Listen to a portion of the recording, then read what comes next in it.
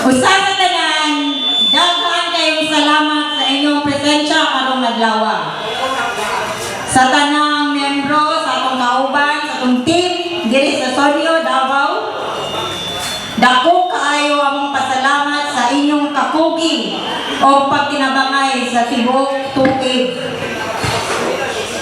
Kabalo mi nga dili sayo ninyong trabaho, labi na kay construction ta. Pero tungod sa inyong kusog, disiplina sa trabaho o pagkahiusa, nakaabtik ta sa dagan sa atong proyekto.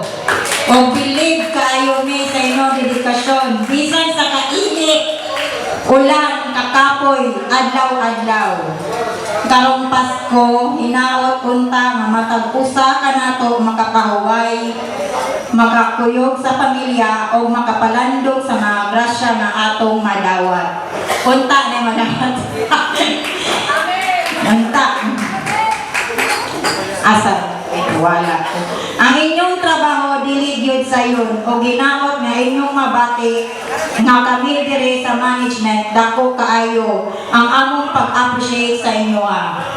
Mapadayon ta sa paghiusa ang pagtinabangay karong maabot nga tuig.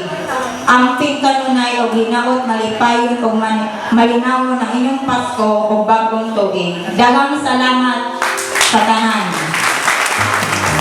Pero before na human, winaon ta mag-picture sa kananan o maghatag tag video message sa Sonyo Management, Top Management.